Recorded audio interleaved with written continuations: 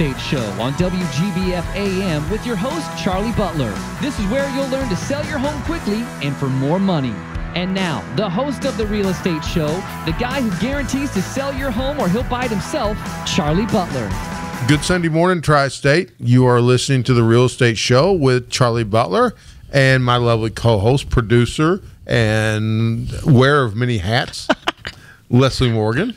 Good morning, Leslie. Good morning, Charlie. How are you? I'm doing great. It's getting. I like this time of year. It's we're coming into springtime now, and it'll soon be. I like hot weather, by the way, so it'll soon be hot. It's better time to probably list a house too, isn't it? When the weather starts getting nicer, maybe it is. I don't know.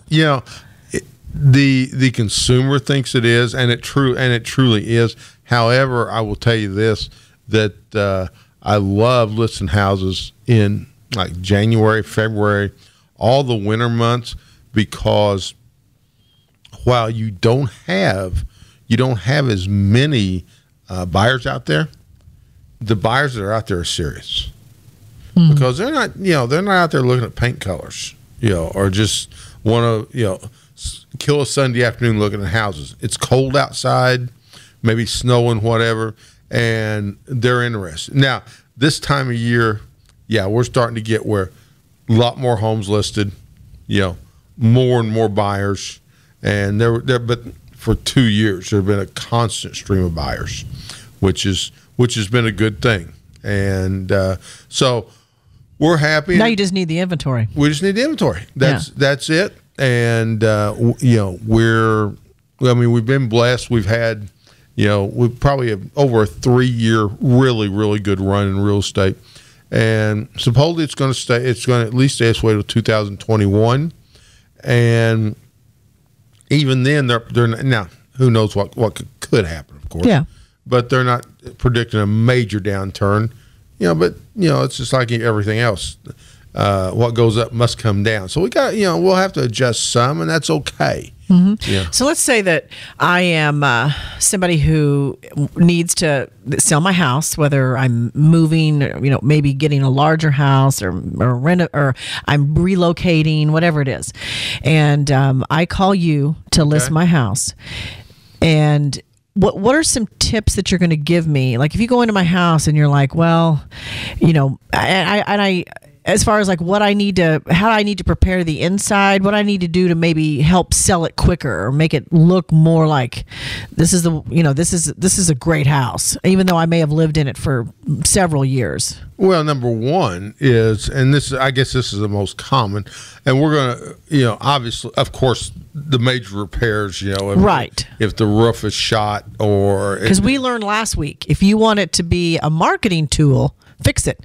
If you want it to be a liability, don't fix it. Right. And 90, I don't know what it is, but I guarantee you 9 out of 10 buyers, except for investors, have home inspections.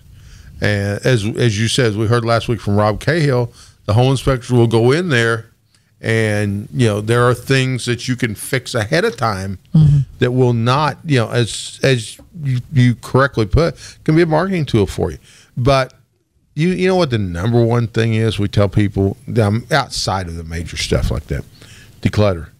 I mean, we are, and that's I think that's a huge problem. I think you're right. That's why there's a show right now that is doing so well, because she is teaching us how to declutter. And I don't think we know. No.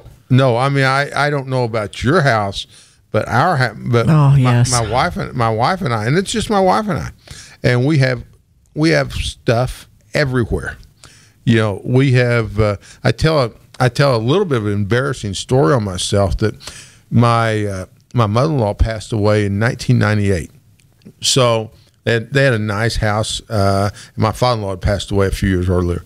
They had a nice house, so went down, cleaned it out, and it was my wife and her sister, and the stuff that she was keeping.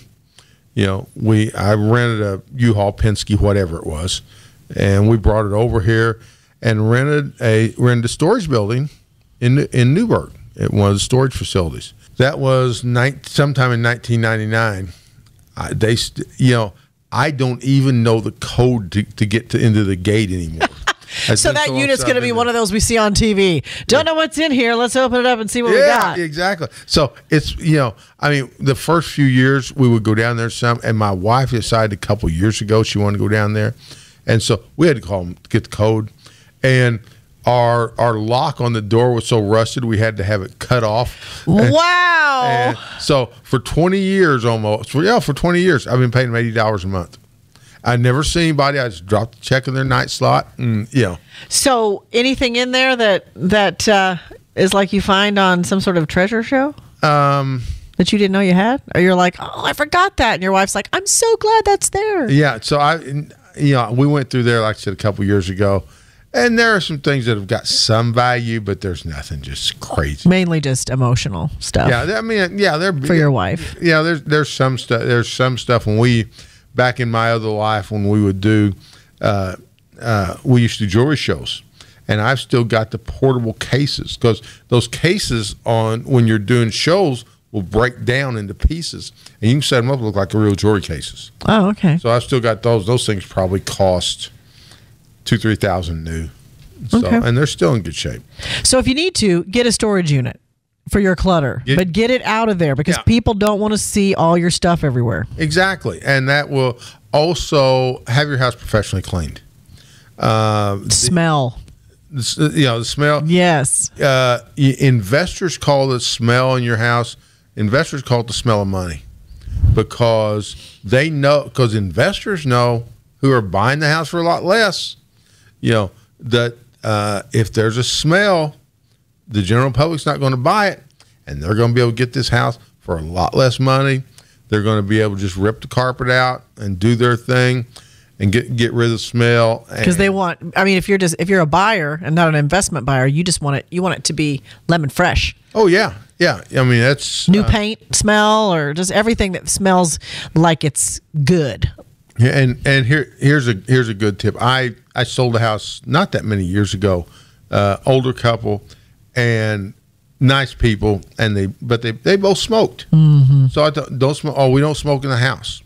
But I know what you're gonna say. They would sit outside on their patio with a screen door right there, and basically while I was sitting there, and every time I ever met them, they're basically almost lighting one off another one.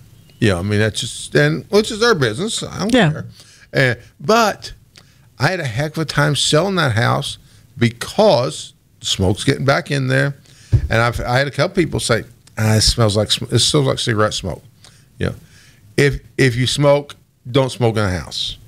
If you've been smoking in the house, first off, you're probably going to have to repaint because you look at, if you ever notice the paint I have from a smoker, it's, it just, all that, and we think that's in our lungs too, which I used to smoke, so I can't say. When you take a picture off of the wall. Oh, yeah. And then you see the picture still there, from the smoke.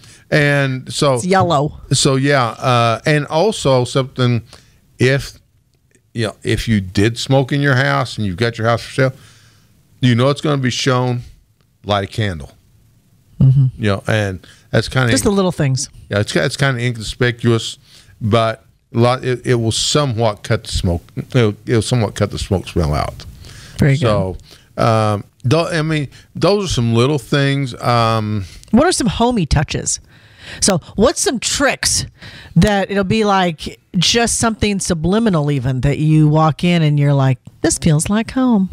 Well, first off, this is not. I'm going to change that subject slightly. Okay. Because if you get somebody that is the buyer's agent is experienced, because this is what I'll just tell you a trick what I do. Mm-hmm. And so and I'll tell you in a second what to do about it. Two things I look for because I'm interested. Okay, well, if my clients are interested in the house, I start looking, what kind of offer should we make? And I look at a couple things. I look at the pictures because I look to see if there is a man, or if there's a couple kids, and if there's not a husband and wife both there, or my favorite is when I'm representing the buyer, when one or the other has been cut out of a picture. Yeah, that's never good. Okay, we can get this house for less. I also walk in the closets to see if there's two sets of clothes. Okay. Because there's one set of clothes, there is again a possible sign of a divorce situation. Yeah, so it's they want to cut an emotional tie as well, to get rid of the property. Yeah. Now, what if I'm a seller though, and I want it to make my house feel more homey? If you want to make your house feel more homey, you can do one or two. First, to make it feel, if you've got nice furniture, stage it. I mean, use your furniture and make it look really good if you got nice furniture, because people walk in and they say, hey, this looks great. And in their mind, this is how the house is going to look. They have to see themselves living there. They see themselves living there. Now, their furniture don't look that good. No, but it could. But it could. Yeah. In their mind, it does. So, they see that, or if you got older furniture that may not look the best anymore, and if you can afford to get it staged, get it staged. Now, by staging, what does that mean for somebody that doesn't know? That means there are companies out there that will rent you. I'm not talking about a rent-to-own place, but they will basically come in and stage a house. They will charge whatever they charge. I mean, it's and it varies depending on what you want. And they'll put furniture in your house. They'll put like pillows if you have furniture that needs jazzed up. Yeah, like plants. I'll give a free plug here to Sugar Bakers. Oh, okay, yeah. Sugar Bakers does that. And then now, if you're going to use Sugar Bakers, probably going to need to be you're going to want it to be a nicer home, probably, because now they're also, and I don't think he does it anymore. There used to be a guy, and he was great in that 100 to 200,000 range. He would put furniture in your house, and for $500, and he would leave it until the house sold. If it took a day, if it took 6 months, it's $500. Okay. So, and that's called staging it. That's putting things in there that look nice. It's like when we see these shows on TV and Joanna Gaines is, decorated the whole thing. You're like, I love that. Yeah. Like it's that, and then you want it. Yeah. Realtors cringe about those shows. Oh, I'm sure they do. Well, I mean, you have to think about the fact that I've been working on a house for 10 years. Yeah. There's no way that it appears to get done so quickly. And there's just no way. I mean, contractors, it's not going to work out like that. There's things that happen, and they add little drama to it. But if you've worked on a house, I don't care if you've just renovated your bathroom or it takes a lot of time. There is a private Facebook group out there that I'm a member of and I cannot think of what it's called, and I haven't been on there in a while. But it's basically it's talking about these shows. That's what. And realtors basically, I mean, it's really funny. I mean, the way the realtors talk about them, because, we all say, hey, we wish when they're done, we can just put an open house sign out and get 3 or 4 offers. That's, they don't do any advertising, right? Any money. Right. But another thing on staging, here's something else. If the house is going to be vacant, okay, we tell people put some, even if it's going to be vacant, nice plants around. Some homey looking things. I'm trying to think of a good example here. Even if there's no furniture in there, put some things in there. My aunt, she's still living. She's my mom's older sister. She lives in a nursing home up in Terre Haute, but she was a real estate agent for a while when I was I was middle school. And I remember her saying something, and this just came to me. I haven't thought about this for years, but I remember her saying to me once, because she took me to a house that she was kind of looking at, trying to get ready for someone to come look at. She had listed the house, and she said she brought a dish towel with her. And she put it, I mean, I thought that was weird. Like, I'm just a teenager. I don't know what you're doing. Right. And she goes into the kitchen and she puts this dish towel, which looked really nice. And I think it was like, back when like country stuff was like ducks, right, and stuff was popular. Right. But it had something like welcome embroidered on it. Really nice dish towel, not like dollar store. Really nice dish towels that last a long time. And And that was her final touch. And I remember thinking, why did you do that? And later on, I realized when I saw her do that more than once when I would go with her, that was one of those staging touches that made the kitchen feel like it was their kitchen. Like it was telling them, you're welcome to come in here and cook, because that kitchen towel told them that it did. So I don't know. Did I figure that out right? Is that just some little trick that she used? You absolutely did. And the funny thing is, and that's a great thing, but you never know. And you made something pop in my head. One, I can't, I can't tell the whole thing, but I'll tell a little bit. Like you say, you never know what's going to motivate people. And this is probably close to 20 years ago. Showing this house outside of Boonville and it's a very nice house. It was a nice house, but it had red countertops, which was kind of odd. And we'll see we'll just say that. Well, at that time period, I guess maybe. I mean, not very many people had red countertops. No. And we'll just say the husband said to his wife how good she would look up there. Okay. So I think we'll have to leave the rest of people's imagination. Okay. Yeah. And that was the selling point for him. Shortly after that, made an offer on the house and bought it. But and that just was like perfect timing. Yeah. Like if it would have been somebody else, they would have been like, "I'm gonna have to change those countertops first thing," But and they wouldn't have bought it maybe because they didn't want to put that kind of investment in it. Yeah, and he's thinking, "Oh yeah." He's thinking like, "I like that." Yeah, it just depends, I guess. It just depends. And and you tell people, and every once in a while, you'll get a house that looks so nice, and and it should be so right for you. Think you're gonna get a lot of offers on this, and it sets and sets and sets, and you lower the price. You change. You stage it. You can't figure it out. You can't figure it out, and it happens. I mean, it just happens. We had one recently that just is fortunately is under contract and should close next week. Knock on wood. It was that way. Beautiful home, and it didn't even get shown a lot, and it's in a great neighborhood, and still don't know.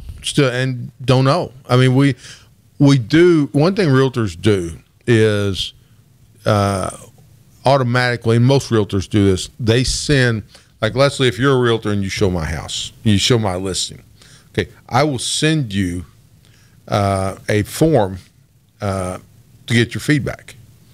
Now, you may fill it out, you may not, but I also have somebody in my office follow up with you, too, if you don't fill the form out. Follow up with you to see what your thoughts were on the house.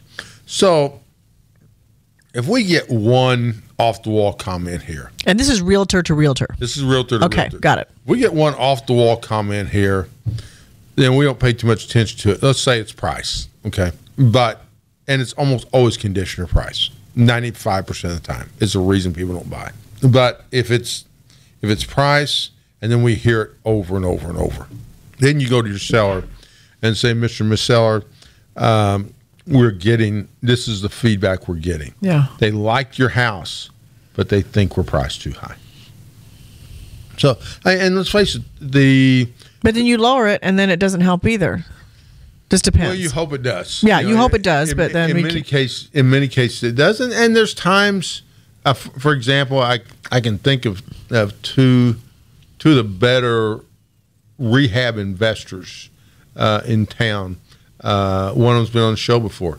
They did a house out in Old State Subdivision. Outdid themselves. Did it fantastic. We listed. I mean, I knew it'd fly off the market. A couple months, we have nothing. And people kept looking, but we had the feedback, for whatever reason they bought it, and they rarely are able to do this, had no garage. Oh, okay. And so, yeah, that would be some people wouldn't. Yeah, that was the feedback, and so basically we just had to wait that one out. We just kept. So you found the right person. Yeah, we found the right person. Yeah. And as I remember, we got full price for the house when we found the right person. It's like the red countertop guy. Just had to be the right person. Yeah, and exactly. Yeah, and so there's all kinds of stories, and then there's stories of houses. You're telling people, okay, here's what our marketing plan is, and here's what and you lay it out over the next couple months, and the house sells in 6 hours. You know, wow. And it's, and that's not, I can remember a client once. I was telling him, it's on the west side of Evansville. I was telling him that his house should be priced at $79,900.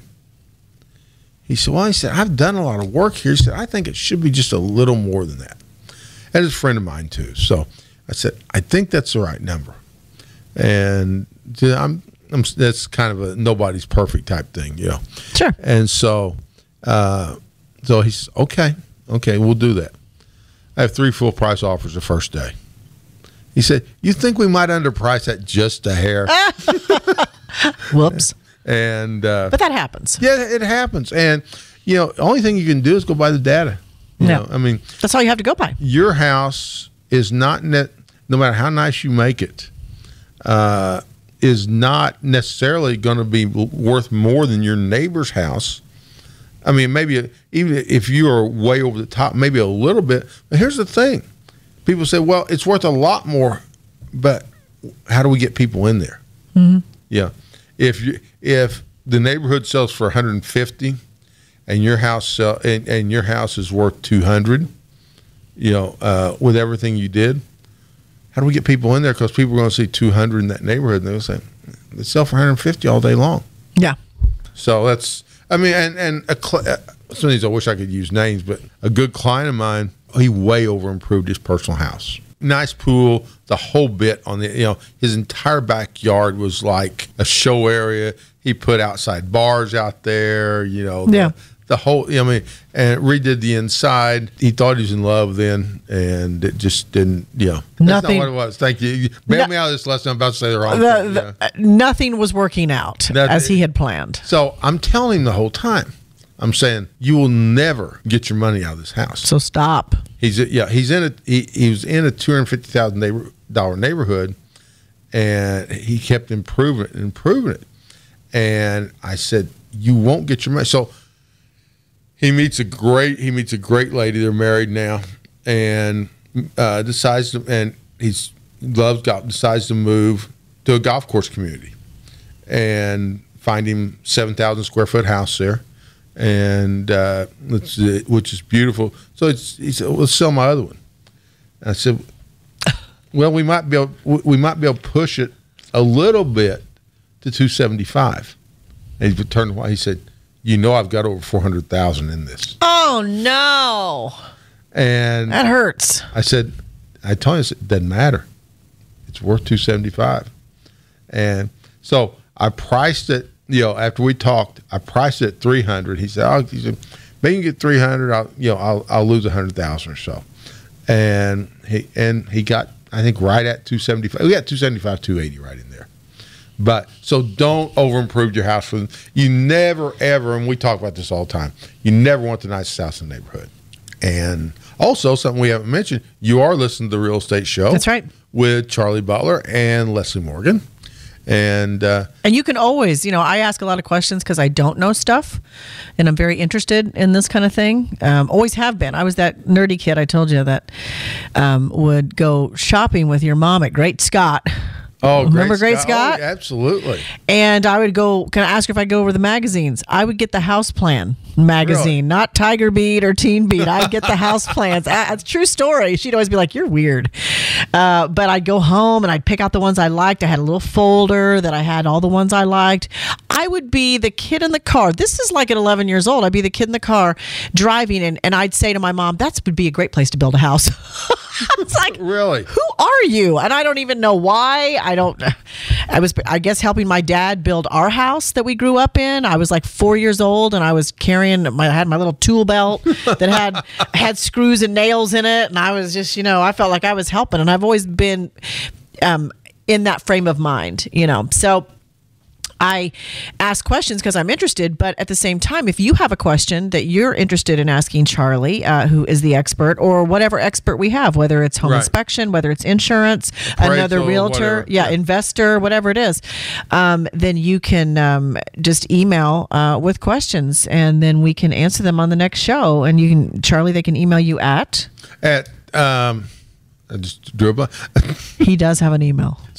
I've emailed him. C Butler at kwcommercial.com. Yeah. Or you can, if it's easier to remember, and I can always pass messages on to Charlie, you can just email me at leslie@wkdq.com. A few weeks ago, you heard about Gar Show in St. Louis. So yeah. Saw many pictures from our police chief, Billy Bolin, because he was there, of course. 75,000 people. Garth did 9 encores. Yeah. That, just the pictures that he showed of Garth kind of in the center and everybody around, and it's all dark and the spotlight's on Garth, and you see all of the phone lights, and it just looked like stars in the sky. It's just magical. It's funny you said that. A friend of mine is a realtor in Arkansas. She went and she posted where she panned all the way around. Oh yeah, and all those lights. Amazing. And so I guess he always puts on a show, though. Yeah. And also we haven't talked about, I think we talked about it last week, your new podcast, the Serial Killer Women. Or something. It's Society of Dangerous Women. Society of Dangerous Women. Just not quite the serial killer level yet, right? No. It's on the website, the first episode. So you can. Okay, great. You can listen to it right now. We're very happy and pleased that it's there, and it's been 7 years of hard work and creativity trying to figure out what it was going to be, and now that everything has fallen into place, it's we just have a lot of fun doing it. So if you want to try to figure out women that Charlie, I'm talking to you, or just a little bit of wisdom and humor and real talk, like real talk. We don't talk politics or nothing like that. No. Like that's not what we do. It's more of just like stories from real life, stories that happen with our kids, our grandkids, our sisters, stories where we're going shopping and we, funny things that we observe and talking about some pop culture topics maybe that come up, things that are trending. But all the hard stuff, no, we're staying away from that, except the liquor. And that's going to be there.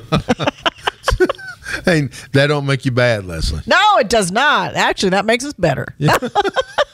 So go to societyofdangerouswomen.com. Yes. And or they also have a Facebook page. Yes, Facebook. So go like the Facebook page. There will be much more coming about that. Oh yeah. And good stuff. But we do have to wrap it up. Is it time to wrap it up? It's time to wrap it up. All right. I know. It seems like it goes so fast. And we've talked about home buying today. If you need any more tips, please call the Charlie Butler team at 812-499-7758. For Leslie Morgan, this is Charlie Butler. Have a great weekend. You've been listening to The Real Estate Show on WGBF AM with the guy who guarantees to sell your home or he'll buy it himself, Charlie Butler. Join us every week at this time to find out how to sell your home quickly and for more money. For more information, email cbutler@kw.com or visit charliebutlerteam.com.